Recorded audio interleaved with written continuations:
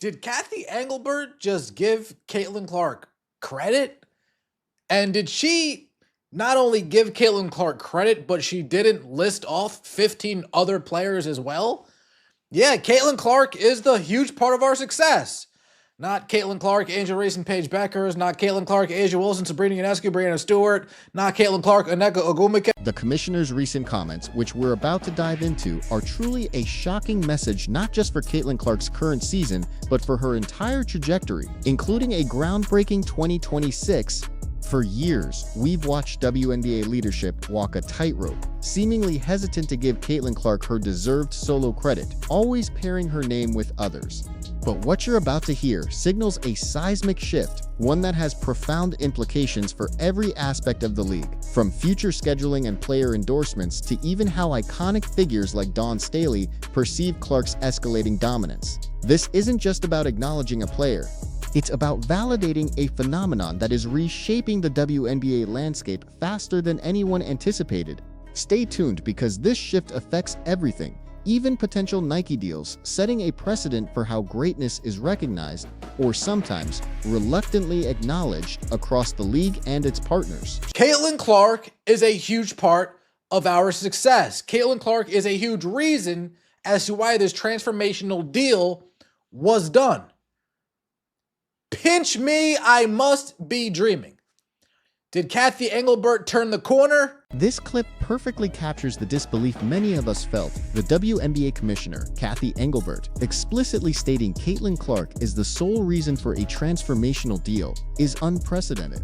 It's an admission that her impact isn't merely contributing to success, but is the driving force behind significant financial and structural changes. This level of singular acknowledgement from the top echelon of the league sends ripples. It validates the Caitlin Clark greatness that has been undeniable, making it harder for anyone, from coaches like Dawn Staley who might have nightmares about facing such talent, to brands like Nike, to continue operating as if Clark is just another star. This isn't just a turn of phrase. It's a forced recognition of a new era, impacting future endorsements and strategic partnerships profoundly. Let's take a look, see what Kathy Engelbert had to say in case you missed it. Because our season's shorter, now we'll be able to play up to 52 games over the life of this agreement. When I came in, I think we were playing 32. So you need that, and you need those stars. And Caitlin, without question, has been a huge part of the growth of our league. And she's not only an incredible player, but a great ambassador for the game. You've seen her she's done some work with the NBA on NBC this year, and couldn't be prouder how she's handling the moment. Without question, Caitlin Clark has been a huge part of our success. And here it is, straight from the commissioner herself. Engelbert unequivocally states that Caitlin has been a huge part of the growth of our league and a great ambassador. The absence of any other names in this direct quote is the truly shocking part. For so long, the WNBA has insisted on a collective narrative, but the numbers and the cultural impact of Clark are simply too massive to ignore. This acknowledgement of Caitlin Clark greatness at the highest level forces the entire ecosystem to adapt. It places immense pressure on rival coaches like Dawn Staley, who must strategize against a player now officially recognized as a league transformer, and it intensifies the spotlight on brands like Nike. Why is the league commissioner acknowledging this unique force, while other entities, rumored to include Nike, seem hesitant to fully embrace it with a signature shoe? ESPN, you need to promote her if you want the ratings. WNBA, you need to promote her if you want the ratings. But you know what I took away from this?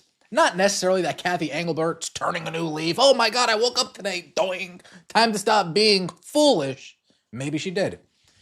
But this is also what happens when you get these people talking in front of media who aren't paid shills. The host here hits the nail on the head. This isn't necessarily a change of heart, but a change in strategy driven by undeniable numbers and pressure. Engelbert's words are a tacit admission that promoting Clark is essential for ratings and growth. This isn't just about the WNBA, but also about the broader sports media landscape, including ESPN, recognizing where the audience is. The idea that these acknowledgments only come when media who aren't paid shills are involved highlights a deeper issue within the league's public relations. This shift, even if reluctant, underscores the immense power of Caitlin Clark's greatness, forcing the league's hand. It also implicitly questions how other figures, perhaps Dawn Staley, or powerful corporations like Nike, are navigating this new reality, where Clark's individual star power is simply too big to contain or dilute. When you get them talking to media who aren't just going to bend over and listen to the lies that these people push forth. This was on the Pat McAfee show. In case you guys aren't aware, Pat McAfee, a bit of a renegade. Calls a spade a spade. This segment pinpoints the crucial context for Engelbert's shocking message, The Pat McAfee Show. McAfee is renowned for his unfiltered approach and refusal to bend over and listen to the lies. His independent platform creates an environment where truth, or at least a less sanitized version of it, is more likely to emerge. The fact that the commissioner felt compelled to be so direct on his show speaks volumes about the influence of platforms that challenge established narratives. This external pressure is what truly forces the hand of league officials. It's a testament to Caitlin Clark greatness that it can break through traditional media gatekeepers.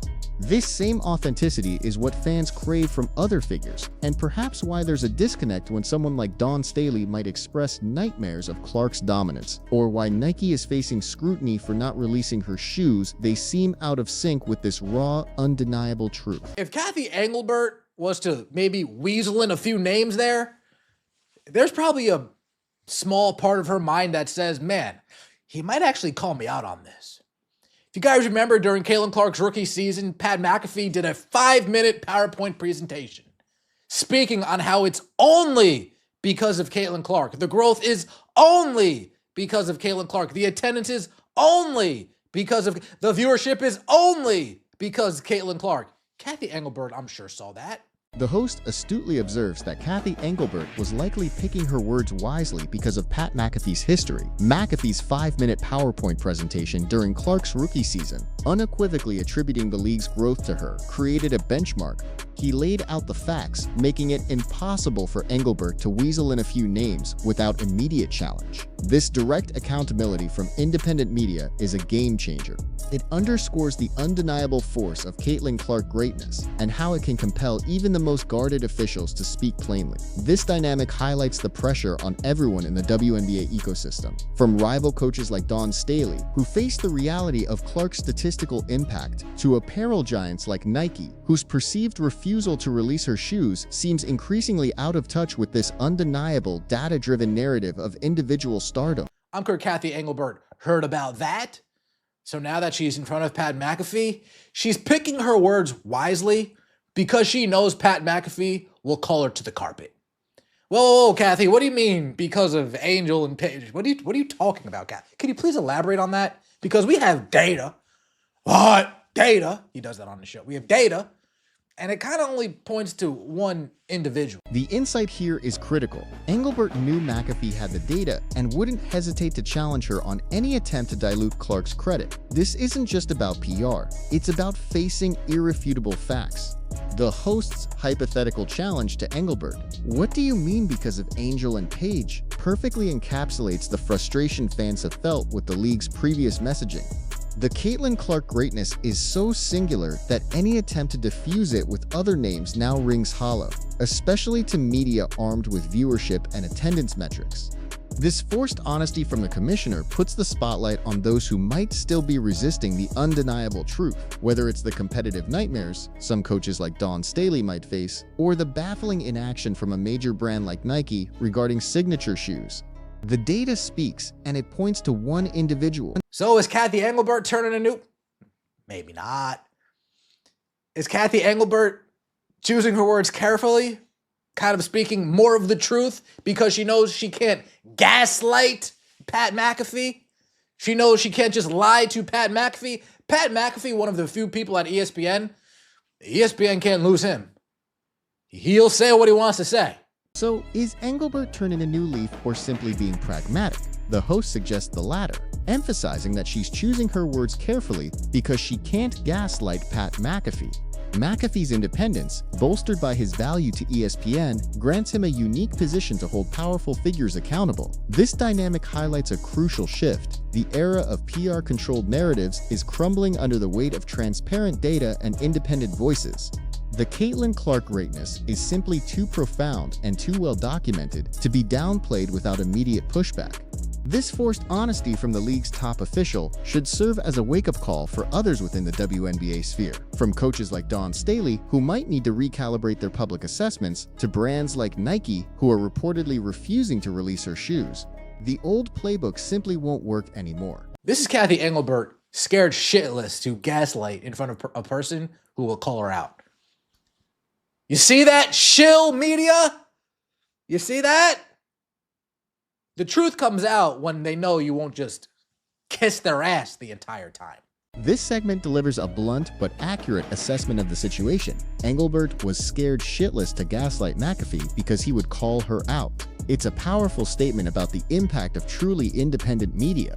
When officials know they can't simply kiss their ass and rely on pre-approved talking points, the truth, or at least a more accurate version of it, emerges. This truth-telling moment from the commissioner regarding Caitlin Clark's greatness creates a ripple effect. It demands a similar level of candor from others involved in the WNBA. It highlights the dissonance when a legendary coach like Dawn Staley might face nightmares of Clark's dominance, or when a brand like Nike is perceived as dragging its feet on releasing signature shoes. The fans and the independent media expect authenticity in recognizing undeniable star power. Sounds like a job-saving move. Kathy needs to go. Someone had to talk with her. Did Adam talk with her? I just want her to stop pretending she's been doing all she could do for this league and quit taking credit for things that they were forced to finally provide because of the media's focus on Cece. The fan reactions here perfectly encapsulate the skepticism surrounding Engelbert's sudden shift. Many view it as a job-saving move or a forced acknowledgement due to the media's relentless focus on Cece. This sentiment reflects a deep-seated frustration with the league's perceived slowness in fully embracing Clark's impact. It suggests that her greatness wasn't recognized organically by the league leadership, but rather compelled by external forces. This delayed acknowledgement from the WNBA top brass could be seen as mirrored in other areas, such as the reported nightmares Dawn Staley might have about Clark's meteoric rise, or Nike's apparent refusal to release her shoes.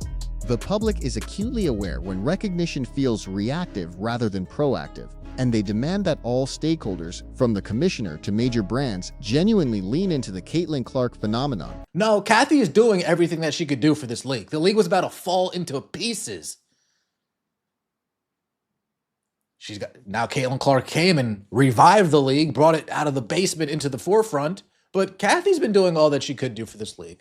Interestingly, the host offers a counter-narrative, defending Engelbert's overall efforts for the league, stating she's been doing all that she could do. While acknowledging Clark revived the league, this perspective suggests Engelbert is a capable leader who simply adapted to an unforeseen phenomenon. This dual perspective highlights the complex challenge of managing such unprecedented Caitlin Clark greatness. It also contextualizes why figures might be slow to fully embrace it. Perhaps they were genuinely trying to build a league on broader foundations. Yet, the fanbase still expects a clear singular embrace of Clark's impact, especially when it comes to individual recognition.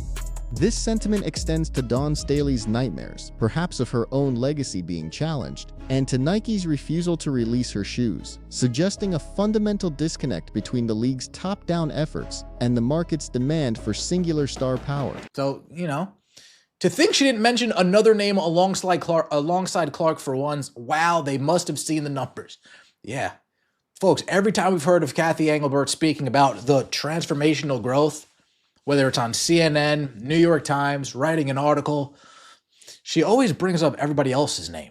It seems to be a theme within the WNBA. The host emphasizes the numbers as the undeniable force behind Engelbert's shift, noting it's the first time she hasn't mentioned another name alongside Clark. This pattern of diluting Clark's credit, a theme within the WNBA, reveals a deeper systemic issue.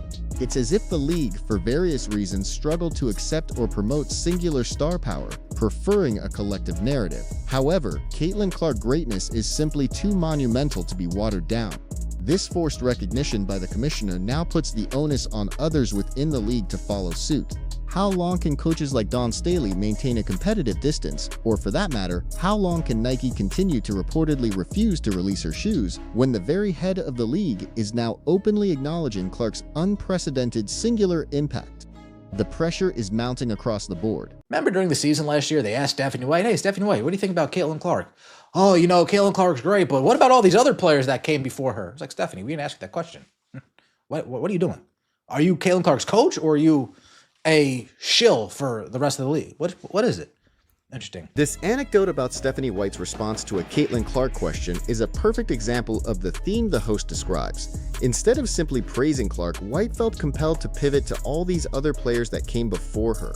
This constant deflection showcases the ingrained resistance within parts of the WNBA to acknowledge a singular phenomenon without immediately contextualizing it, almost as if Clark's greatness is a threat. This defensive posture is exactly what makes Engelbert's recent comments so shocking. This habit of downplaying individual stars, even one as transformative as Clark, has implications across the league.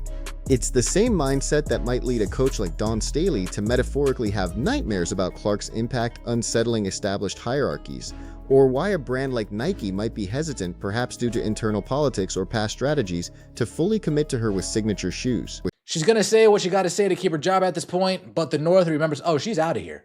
She's leaving. I don't think I think she's already aware that she's not going to be sticking around the WNBA for a while. Maybe, but it'd also be insane not to talk about her respectfully on an Indianapolis-based show, especially the Pat McAfee show. Pat McAfee will call her out. This segment delves into the speculative nature of Engelbert's tenure and the practical considerations of her public statements. The idea that she's gonna say what she gotta say to keep her job highlights the high stakes involved when discussing Caitlin Clark greatness. More importantly, the host reiterates that speaking respectfully on an Indianapolis-based show, especially the Pat McAfee show, was a strategic necessity.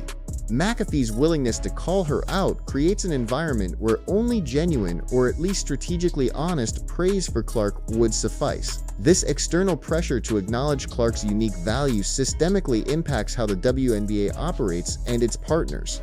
It makes the reported nightmares of Dawn Staley, perhaps grappling with the shift Clark represents, and Nike's alleged refusal to release her shoes, seem increasingly anachronistic in a league rapidly being redefined by one player. All right, Cathy Engelbert is trying not to be a complete moron, giving Caitlin Clark her props for literally turning the WNBA into what it is today without mentioning Angel Reese, A'ja Wilson, Paige Beckers. There is hope for Cathy. I thought this was an April Fool's joke. The host's summary here is telling. Engelbert trying not to be a complete moron by finally giving Caitlin Clark our props for literally turning the WNBA into what it is today. The phrasing, even if a bit crude, captures the essence of the league's past reluctance and the sheer audacity of Engelbert's current unvarnished praise. The fact that this direct acknowledgement of Clark's unparalleled impact, without listing other names, felt like an April Fool's joke, underscores just how ingrained the league's previous diluted narrative had become. This moment signifies a monumental shift. It leaves other figures with a choice. Embrace this Caitlin Clark greatness, or risk being seen as out of touch.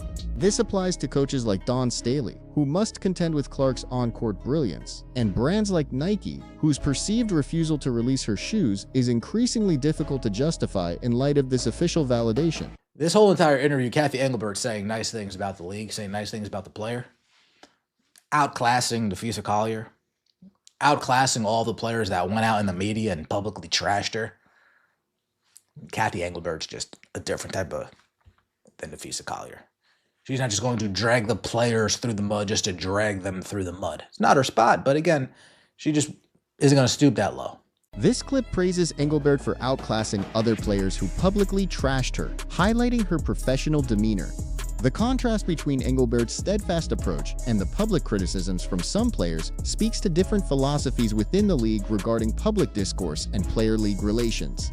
Engelbert's choice not to drag the players through the mud demonstrates a strategic understanding of PR, even amidst controversy. This professional handling, particularly when discussing Caitlin Clark greatness, creates an interesting dynamic.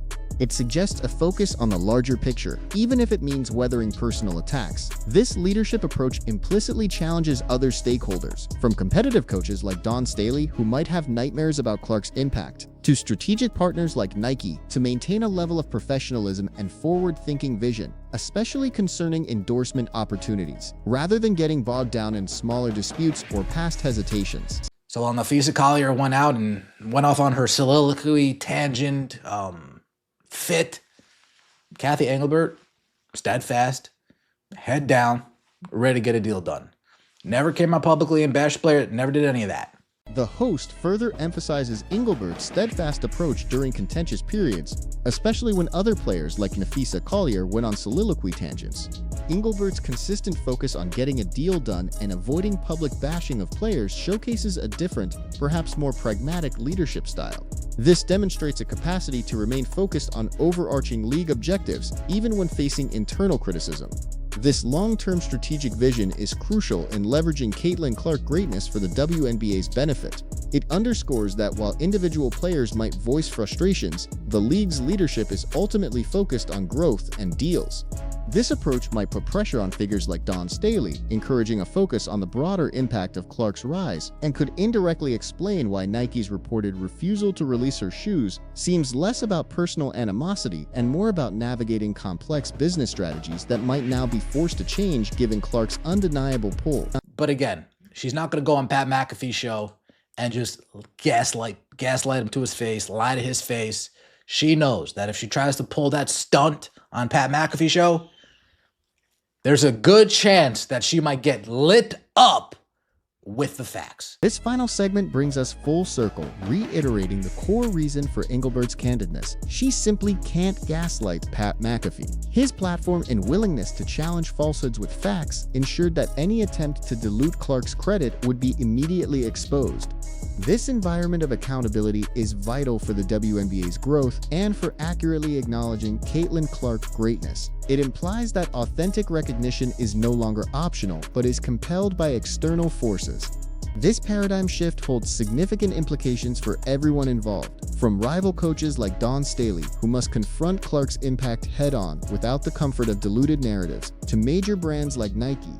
The reported refusal to release her shoes becomes increasingly untenable in a landscape where the league's own commissioner is now forced to speak the unvarnished truth about Clark's unparalleled value. The facts, as McAfee would say, demand recognition.